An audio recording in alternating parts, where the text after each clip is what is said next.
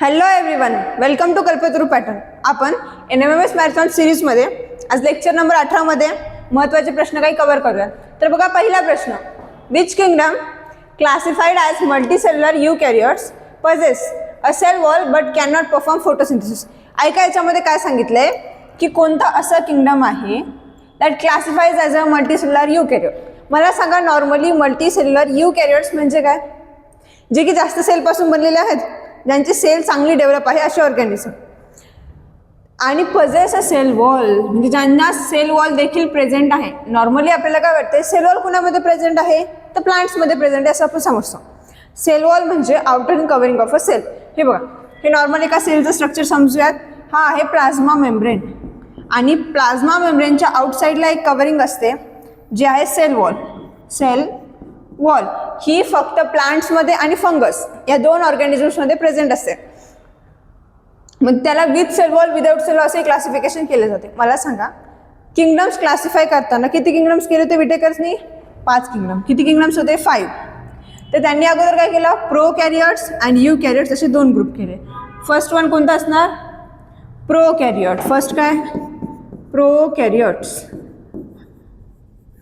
Second is eukaryote. Eukaryote. आता ऐका, pro कॅरियोट्स म्हणजे ज्यांचे सेल, ज्यांचे न्यूक्लियस हे कमी डेव्हलप आहेत असे ऑर्गॅनिझम. त्याच्यामध्ये एकच किंगडम होता, किंगडम मोनेरा. कोणता किंगडम? मोनेरा. आणि मोनेरामध्ये सर्व बॅक्टेरिया आले. ठीक आहे. नेक्स्ट काय? यू कॅरियोट्स. यू कॅरियोट्समध्ये अजून क्लासिफिकेशन झालं मल्टीसेल्युलर आणि युनिसेल्युलर.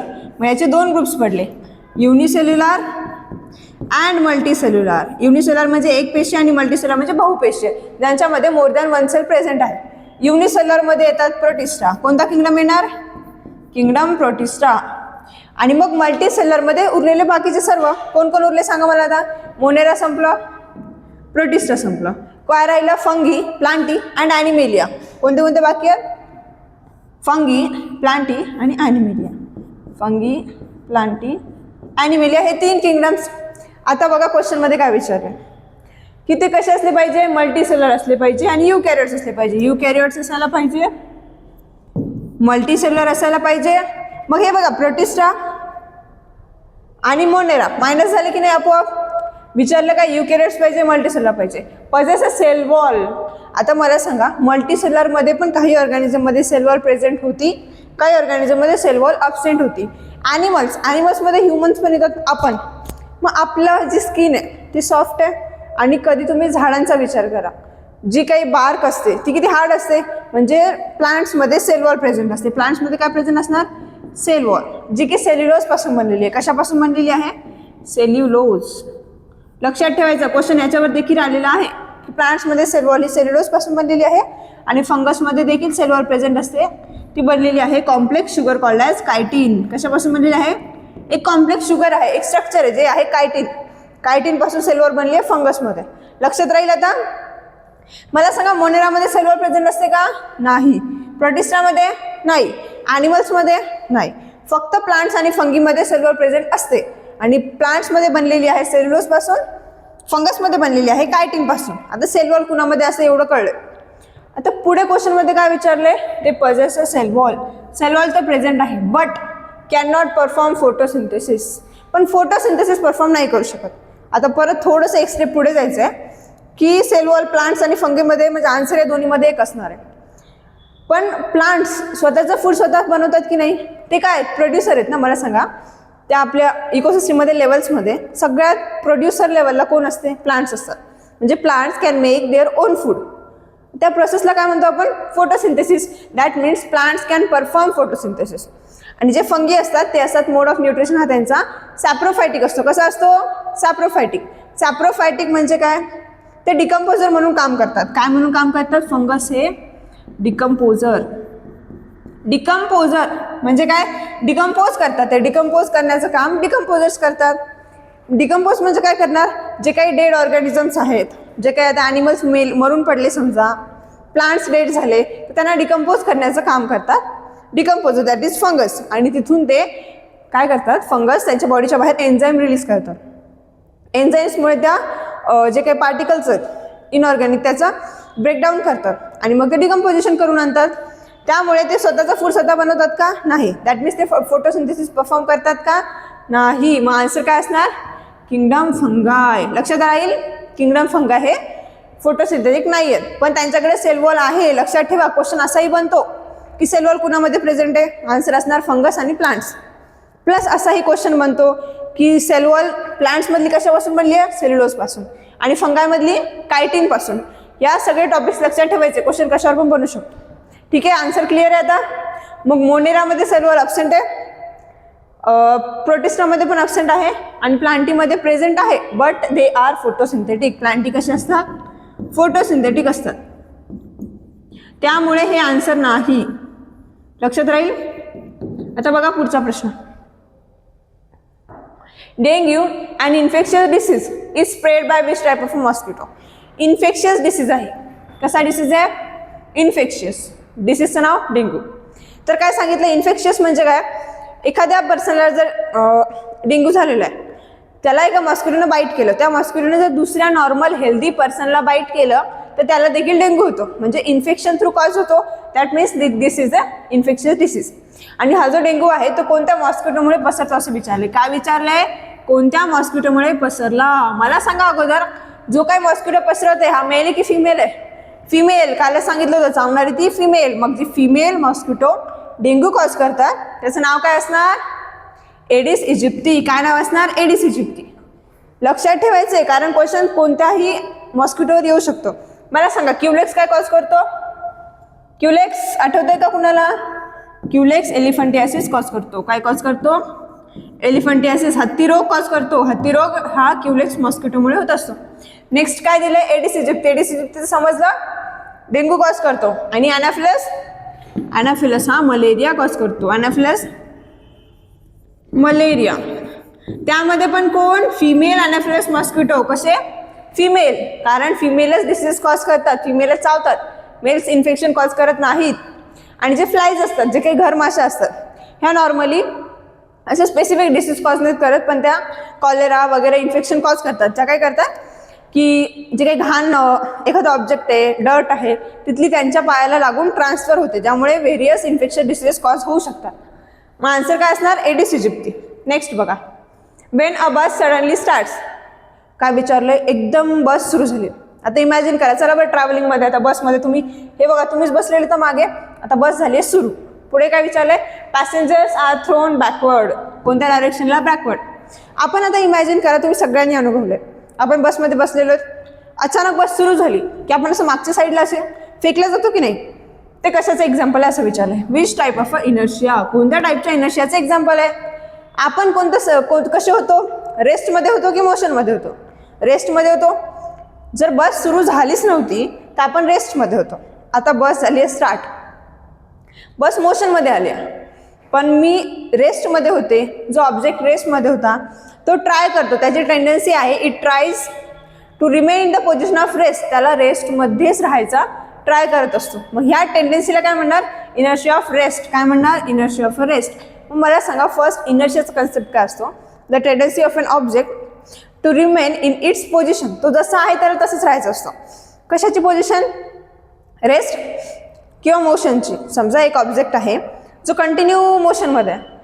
आता समजा तुम्ही इमॅजिन करा, तुम्ही पळत आले, खूप जास्त पळत आले, आले आले आले म्हणजे मोशनमध्ये. मग एकदम तुम्हाला स्टॉप म्हणलं, तुम्ही त्या टाईमला थांबता का? नाही.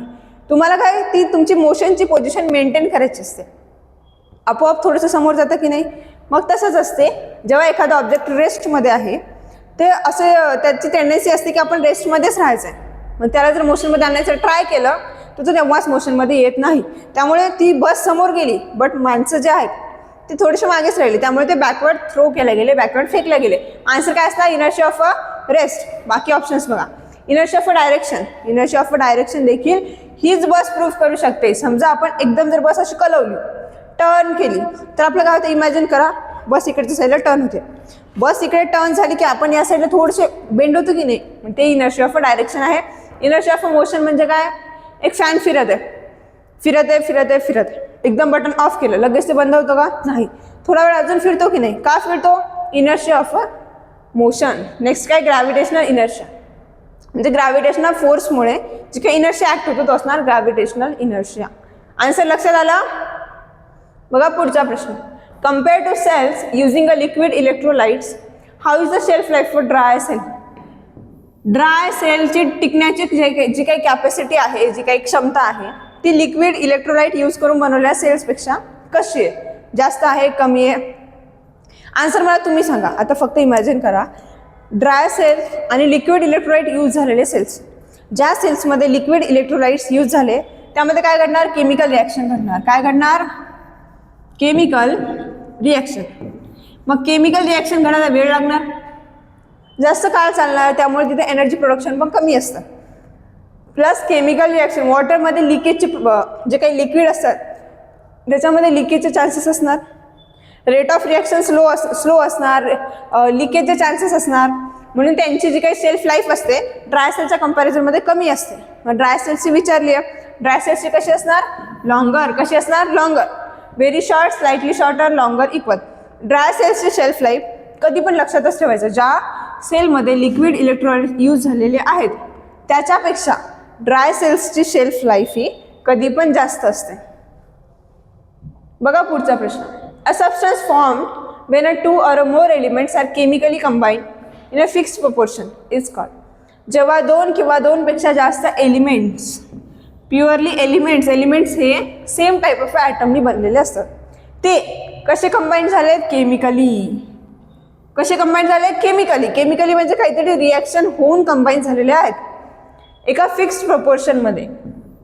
बघा, फिक्स्ड प्रपोर्शनमध्ये कंबाईन झाले, केमिकली कंबाईन झाले एलिमेंट्स, त्याला आपण काय म्हणतो असं विचारलं. मला सांगा, केमिकल कॉम्बिनेशन होऊन तयार काय होणार? कंपाऊंड. कॉम्बिनेशन होऊन काय तयार होणार? कंपाऊंड्स. आन्सर काय असणार? Option number C. जसं की आता एक्झाम्पल बघा आहे, हायड्रोजन प्लस ऑक्सिजन आहे आपल्याकडे, आहे की नाही? दोन हायड्रोजन एका ऑक्सिजन सोबत कंबाईन झाले, काय तयार होईल? H2O. वॉटर मिळलं की नाही? वॉटर काय आहे? एक केमिकल कंपाऊंड आहे. हा काय म्हणू शकतो आपण याला? कंपाऊंड.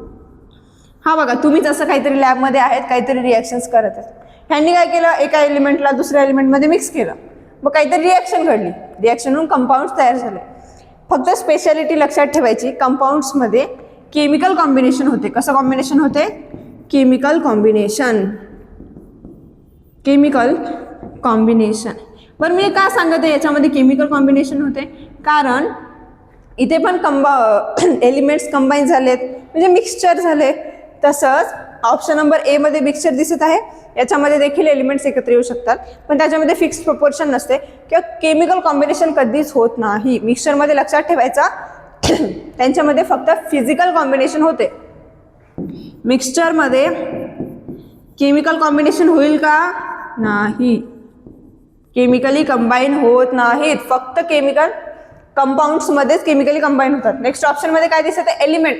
एलिमेंट हे प्युअर फॉर्ममध्ये अवेलेबल असते, ज्याच्यामध्ये single type of atom use असतात, त्यांच्यामध्ये मिक्सचरचा क्वेश्चन येत नाही. सस्पेन्शनमध्ये काय होते? एखाद्या लिक्विडमध्ये सॉलिड पार्टिकल्स आपण टाकलेले असतात जे की डिझॉल्व्ह होत नाहीत, लक्षात ठेवायचं. सस्पेन्शनमध्ये पार्टिकल्स डिझॉल्व्ह होत नसतात, ते आपण जर त्याला काही वेळ दिला तर ते सेटल डाऊन होतात बॉटमला.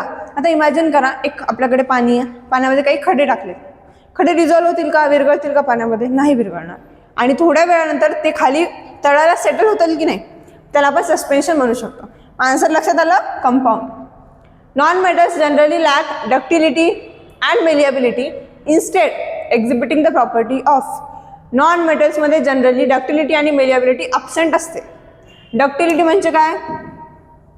डक्टिलिटी अँड मेलिएबिलिटी जर नॉन मेटल्समध्ये अब्सेंट आहेत म्हणजे ते कशाच्या प्रॉपर्टीज झाल्या? मेटल्सच्या. मला सांगा कशाच्या प्रॉपर्टीज आहेत त्या? मेटल्सच्या. फर्स्टली सांगा डक्टिलिटी म्हणजे काय? What is ductility? Ductility is the ability of a metals that can be converted into a wire. एका थिन वायरमध्ये कन्वर्ट करण्याची ॲबिलिटी जी की मेटल्सकडे असते त्याला आपण डक्टिलिटी म्हणू शकतो, वायरमध्ये कन्वर्ट करण्याची. आणि दुसरी काय? मेलिएबिलिटी. मेलिएबिलिटी म्हणजे काय? थिन शीटमध्ये ट्रान्सफर करू शकतो. Ability of a metal that metals can transfer into a thin sheet. एका पातळ अशा पत्रामध्ये आपण त्याला बनवू शकतो. जसं ऐकले का? सोन्याचे बिस्किट असतात की नाही, तो पण एक पातळ असा पत्र्यासारखं दिसतो, त्याला अजूनही आपण थिन करू शकतो. तर तसंच मेलिएबिलिटी आणि डक्टिलिटी ह्या प्रॉपर्टीज फक्त मेटल्सकडे असतात, नॉन मेटल्सकडे नसतात. ही वायरमध्ये कन्वर्ट करू शकतो आपण ह्याला, आणि याला आपण शीटमध्ये कन्वर्ट करू शकतो. 2 प्रॉपर्टीज लक्षात आल्या, मेलेबिलिटी, डक्टिलिटी. अजून मला सांगा, सोनोरिटी, हार्डनेस आणि रस्टर ह्या पण मेटल्सच्या प्रॉपर्टीज आहेत. सोनोरिटी म्हणजे काय? Metals can produce a sound. जसं की लोखंडाला तुम्ही मारलं तर स्पेसिफिक साऊंड येतो की नाही? आता घर शाळेची घंटा आठवावर आवाज येतो की नाही? मग तो आवाज येतो मेटल्सच्या प्रॉपर्टीमुळे. नेक्स्ट काय? हार्डनेस. मेटल्स हे हार्ड असतात. कसे असतात? हार्ड असतात. आणि लस्टर, लस्टर म्हणजे त्याची शाईन करण्याची प्रॉपर्टी, चमकतात. मेटल्सला शाईन असते की नाही? म्हणजे चमकतात. But brittleness is the property of a non metal. कशाची प्रॉपर्टी आहे ही? नॉन मेटलची. ब्रिटलनेस ही नॉन मेटल. मी ते ऑक्सिजन का दाखवलंय बरं? कारण ऑक्सिजन हा पण एक नॉन मेटल आहे, आणि त्याला असे जे नॉन मेटल्स असतात त्यांच्यामध्ये ब्रिटलनेस ही प्रॉपर्टी असते. ब्रिटलनेस म्हणजे काय? ठिसूळपणा. That can be broken easily. आपण एखाद्या मेटलला, नॉन मेटल्सला इझिली ब्रेक करू शकतो. ही प्रॉपर्टी आहे नॉन मेटल्सची. बघा पुढचा प्रश्न. What is the effect of a carbon monoxide pollution on the blood? Carbon monoxide पोल्युशनचा ब्लडवरती काय इफेक्ट होईल असा प्रश्न आहे. म्हणजे काय की ब्लडमध्ये इनहेल, मला सांगा, प्रोसेस ऑफ रेस्पिरेशन आठवा बरं. काय होतं रेस्पिरेशनमध्ये? रेस्पिरेशनमध्ये आपण ऑक्सिजन इनहेल करतो, कार्बन डायऑक्साईड रिमूव्ह करतो. बरोबर आहे.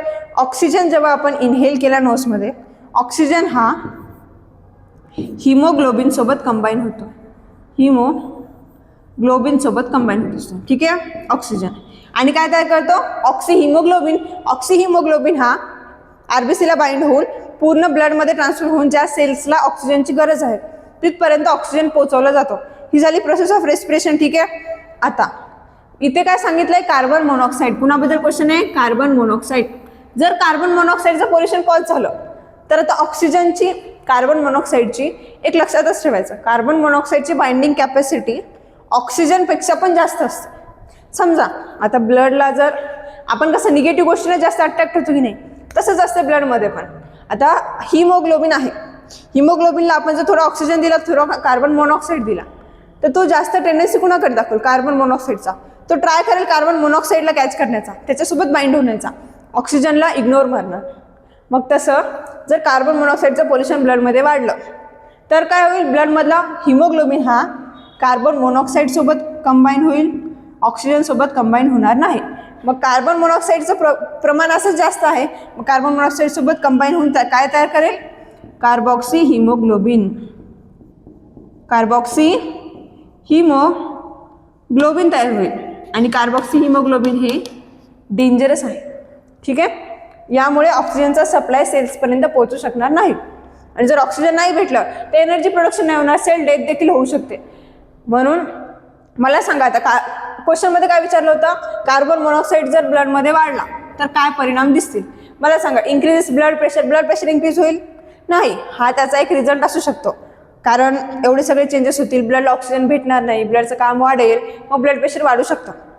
पण हे आन्सर नाही आहे. Decrease the oxygen carrying capacity. जर कार्बन मोनॉक्साईड आला तर कार्बन मोनॉक्साईड हिमोग्लोबिनला बाइंड होईल, मग ब्लडची जी काही ऑक्सिजन कॅरिंग कॅपॅसिटी आहे ती रिड्यूस होईल, ती कमी होईल. आन्सर असणार option number B. Causes skin cancer. Skin cancer कोणामुळे होतो? UV रेज, अल्ट्रा व्हायोलेट ऐकलं असेल ना, रेडिएशनमुळे, त्याच्यामुळे होतो. कार्बन मोनॉक्साईडमुळे नाही होत. आणि सिलिकॉसिस हे जो सिलिका असतो, SiO2 सिलिका, सिलिकाच्या इन्हेलेशनमुळे सिलिकॉसिस होतं, कार्बन मोनॉक्साईडमुळे होत नाही. लक्षात ठेवायचं. बघा आता पुढचा प्रश्न. टेबल दिसते मॅम, काय त्याच्यात रिलेटेड असेल बघा. आता where is the safest place to take a shelter inside house during earthquake.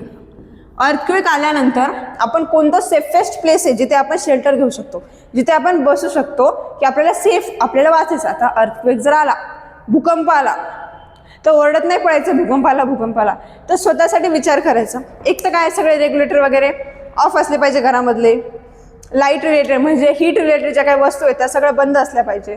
परत जर आता आपल्याला वाचायचं आहे, घर पण पडू शकते, बरोबर आहे, मग घर पण पडू शकते, तर आपण कुठे जायला पाहिजे?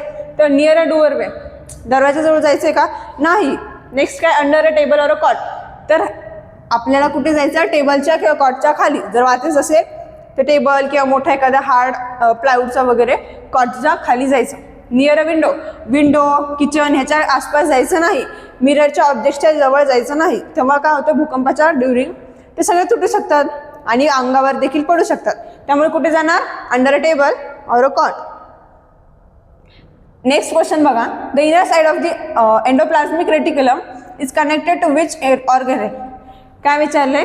एंडोप्लाझ्मिक रेटिक्युलमची इनर साइड कोणत्या ऑर्गेनेलला कनेक्ट असते मला सांगा.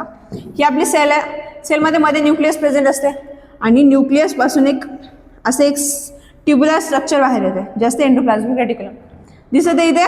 मग या एंडोप्लाझ्मिक रेटिक्युलमची इथे थोडंसं कनेक्शन कमी दिसत आपल्याला, पण लक्षात ठेवायचं एंडोप्लाझ्मिक रेटिक्युलमची जी काही इनर साइड असते ती न्यूक्लियसला कनेक्टेड असते. कशाला कनेक्टेड असते? न्यूक्लियसच्या प्लाझ्मा मेम्ब्रेनला. कशाला? न्यूक्लियसला.